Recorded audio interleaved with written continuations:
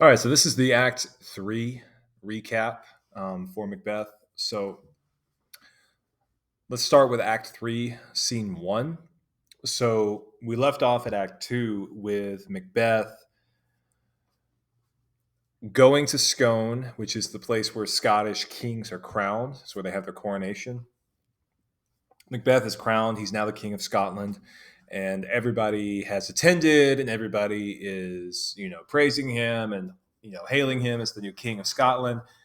Everyone except Macduff. Macduff did not go to Macbeth's coronation, and that is going to be something that's relevant later. Okay, but for right now, just kind of bear that in the back of your mind. Macduff is not there. He does not, forget. Macbeth notices Macduff is absent. Okay, um, and so anyway, that's kind of how Act Two ends, and Act Three begins with Macbeth sort of revealing something to the audience that the audience may not have clocked as we've been going through this. And that's Macbeth is kind of suspicious of Banquo. Not so much suspicious, but more just sort of afraid of him. He's afraid of Banquo. He respects Banquo as a man. He believes that Banquo has he's got a spine, he's got a backbone, he stands on his principles and everything. When the witches gave their prophecies, Banquo was the one who spoke up and said, "Hey, give me a prophecy," right? And so Banquo has Macbeth's respect in a way that Macbeth doesn't really have respect for anyone else, not even his wife. And so he's intimidated by Banquo. He's afraid of Banquo, and honestly, the most obvious reason that he's starting to turn on Banquo is because Banquo is the only other person who knows of the witches, who actually saw the witches. And Banquo has a prophecy about his line of kings, about his children becoming kings. And so Banquo is a threat to Macbeth. As long as he and his line of children are alive and exist, that's a problem. And so Macbeth is worried about it. He's worried about Banquo, sort of supplanting him, taking his place. Maybe if Macbeth could pull, a murder and assassination on King Duncan, maybe Banquo can do the same thing to Macbeth so that his son Fleance can become king. And then next thing you know, it's just a line of kings, a whole dynasty, springing up out of the ground. And so Macbeth is leery of this. He's wary of it, and he wants to nip it in the bud before it becomes too much of a problem. So he is going to hire hitmen. He's going to hire mercenaries to kill Banquo and Fleance to try to circumvent the prophecy that Banquo's children will become kings. On the flip side, Banquo is starting to grow suspicious of Macbeth. Banquo is not an idiot. Banquo has seen how Macbeth became Thane of Cawdor, and now he has become King of Scotland because of Duncan's murder, and he is afraid that Macbeth has gotten it not through sheer coincidence, sheer chance, like he got the Thane of Cawdor, that he's the king because he made himself the king by killing King Duncan. Um, and so that's what Banquo is suspicious of, and he's worried that he's going to have to do something about it. And so that's another reason why Macbeth may want to get rid of Banquo, because he's afraid that Banquo might be smart enough to put two and two together, because he was there when the witches gave those prophecies. So that's how Act 3 begins, and then Macbeth tells Banquo, we're having a big old banquet, a big feast. I need you to be there." And Banquo's like, "Sure thing. I need to travel all day today, but I'll try to make the banquet, the feast tonight." And so he leaves, and Macbeth proceeds to talk to the murderers that he's hired to kill Banquo. And so basically, Banquo is going to be traveling through this sunken road in the forest, and then the murderers are going to pounce at him um, and ambush him. And Macbeth essentially convinces the murderers to do it through two means. First off, that Banquo is the reason that they're so poor and downtrodden and that they're having to resort to contract killing is, it's all Banquo's fault. And then the second reason is, he's doing what Lady Macbeth does to him, which is attack his masculinity, attack his manhood, attack his ability to present himself as a man, right? And so he does that to the murderers. He does what bullies do. Bullies are insecure about something, and so they pick on that thing in other people. And so he does that to them. He attacks their masculinity, but instead of attacking them by calling them women or girly girls or anything like that, he calls them dogs, right? So he's essentially insinuating they're even lower, right, than men or women or anything. And that's how scene one ends. So now the audience is aware that Macbeth is plotting to murder Banquo. He is plotting um, to continue to sort of make things more complicated for him. Now, that's what we know as the audience, but of course, Macbeth doesn't think that. Macbeth's thoughts are pretty simple. He thinks the more potential rivals or bad people or enemies that I get rid of, then the easier it's going to be. I'm just, sort of clearing the chessboard of all the pawns, of all the people who could stand in my way. What Macbeth doesn't realize is by continuing to sort of eliminate his enemies, he is not removing all of the enemies from the board. He is actually magnifying and multiplying the amount of enemies that he has, because if I kill somebody, then their family's going to be upset at me. If they find out, if I kill their whole family, then their whole family, extended families, are going to be upset. And it just sort of has this exponential multiplying factor. But Macbeth doesn't realize this yet. And so scene two is where he sort of talks to Lady Macbeth about how things have been going since Duncan's murder. We learned that Lady Macbeth has been sleepless. She has not gotten a wink of sleep. Neither has Macbeth. But of course, Lady Macbeth has to put on this facade of, for lack of a better word, manliness. She has to put on this facade, this sort of veneer of, I'm controlled, I'm composed, I'm the one who's in charge. Um, but Macbeth is a lot more forthcoming about it. Macbeth is a lot more open about the fact that he can't sleep, and he would much rather trade places with Duncan, who, even though Duncan's dead, at least he's asleep. And so Macbeth has that going on for him, and so you have a very interesting sort of reversal of gender roles. Is that Lady Macbeth is the one who's trying to act all manly and tough, basically she's the toxic masculinity, and then you have Macbeth, who is like 100% like, I am freaking out. I cannot sleep. He goes on to say, full of scorpions is my mind, dear wife. In other words, they're stinging my brain, they're stinging my conscience. Like, I can't get a single moment to think in peace. And then we get Act 3, Scene 3, which is where Banquo is ambushed and killed. The murderers jump him in the forest, they ambush him. But importantly, Fleance escapes. So even though Macbeth instructed the murderers to kill both Banquo and Fleance, only one of them is murdered. And it's the one that, if Macbeth had to choose, would probably not be the one that he picked, because Fleance, the prophecy directly applies to Fleance. The prophecy indirectly applies to Banquo. Fleance is Banquo's son. He theoretically could take Macbeth's place. And so Fleance escapes into the forest. And so now all of a sudden, Macbeth has to deal with the fact that you have this kid running around out there in the wilderness, and he knows that somebody hired somebody to kill his father, and he's probably going to want revenge, right, whenever he grows up. And so that's worrying him. So that's making his anxiety level magnify, multiply. And then we get Act 3, Scene 4, which is where we sort of see the fruition of this plot. So Macbeth has this giant feast with all of his thanes and all of his kinsmen, and everybody's there, and it's just a big old party.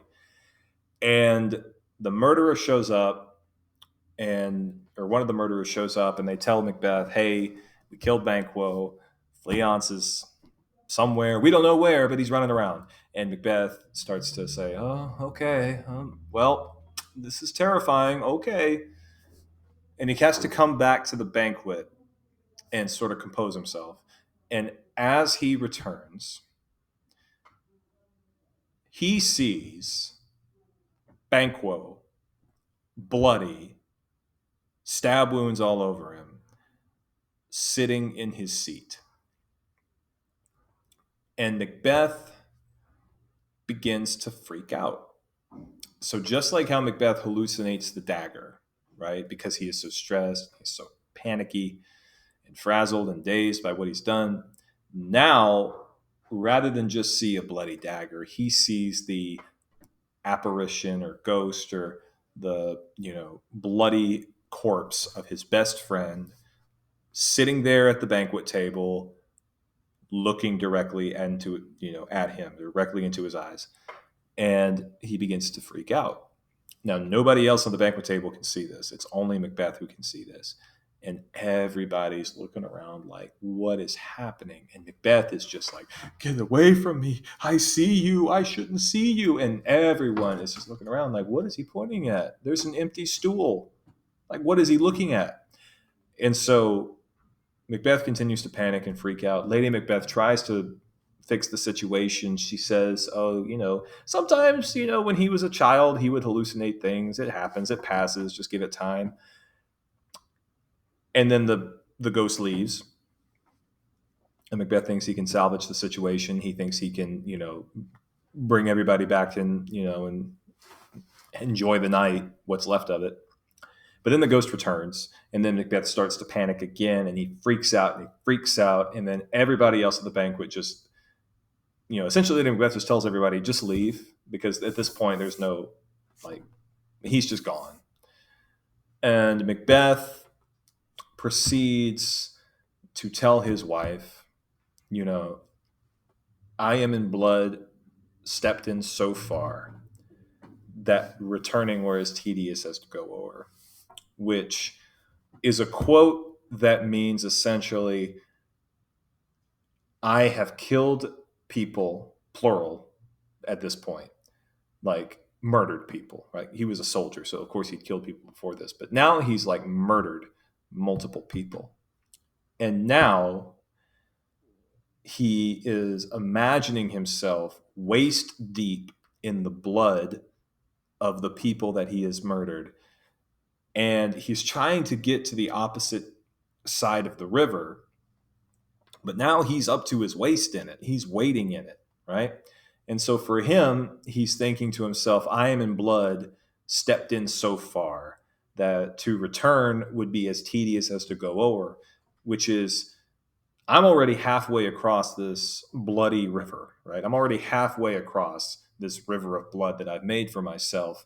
If I turned around to go back, it would be just as far as for me to just keep on going, right? So rather than me turn around and try to fix my ways and, stop just willy-nilly, freely murdering people who are in my way, rather I'm going to continue to murder and eliminate and liquidate anybody in my path, because maybe eventually if I kill enough people, I won't have any more enemies. And that's his sort of thinking on it. And Lady Macbeth, who we're starting to see really begin to unravel, sort of just says, maybe you should go talk to the Weird Sisters. And Macbeth agrees, he's going to go talk to the Weird Sisters. And so at the end of Act 3, Scene 3, Act 3, Scene 4, Macbeth agrees to go find the Weird Sisters and talk to the Weird Sisters. Now, the very next scene is Act 3, Scene 5, which is the Weird Sisters. And they are essentially talking about, hey, we're messing with Macbeth. It's really fun. And then the goddess of witchcraft, Hecate, who we have heard about up until this point, but we have not seen. She's actually a speaking character in this play now.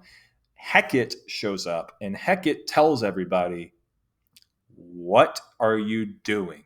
You are messing with Macbeth. You are ruining his life. You are absolutely messing everything up. And you didn't invite me. And so Hecate's upset at all the witches because, they're having fun and they didn't invite her. And so that's what basically Act 3, Scene 5 is about. But again, we see the witches who, there's no hiding it. There's no disguising it. The witches are not on Macbeth's side. We are, as the audience, we understand that. We see that. Macbeth is the person who does not understand that. He thinks the witches can be a force that can be used to help him out of this pickle that he's in. But we, the audience, knows no, these witches are not on anyone's side. They're not for you. They're not against you. More often than not, they're going to make your life worse if you give them too much power over you, which Macbeth clearly has done. And so, no, they're going to be doing what they can to do their mischief, work their mischief on Macbeth, and sort of just throw monkey wrenches into the wheels, and make his life a living hell. And that's what the witches are there to do. They're not there to do anything else. They're not there to help. They're not there to do anything to make Macbeth's life easier. They're there to make it worse. But he does not see that. And then we get the last scene of the scene 6. And scene 6 is a conversation between some Thanes who basically say that Macbeth has become a lot more paranoid. He's become a lot more of a control freak. He's become a lot more dangerous because if you so much as look at him the wrong way, he's a tyrant. He might eliminate you, right? And so anybody he sees as a threat, he's starting to sort of weed out of his court. But with paranoid people, that can be for so much as looking at you the wrong way or saying something out of turn. And so we get a glimpse of that in this scene where they talk about Macbeth has become a tyrant. We also learn some interesting information about Malcolm, who last we saw, he had fled to the King of England, right? Now we know that Malcolm is actually raising an army with the King of England to invade Scotland and retake the throne. And that's the sort of background conflict that we see moving into this. So, moving into Act 4, you have the background conflict of Malcolm gathering an army in England to come invade Scotland and take back what was his. You have the background conflict of Macbeth being afraid of everything and everyone out to get him. So he says, I'm going to go and talk to the witches and see if they can give me any new information, any new details about what's going on, as well as the background conflict of Lady Macbeth continuing to sort of, even though she portrays herself as in control, she is also starting to lose her grip on reality and her sanity. So that's sort of the summary for Act 3.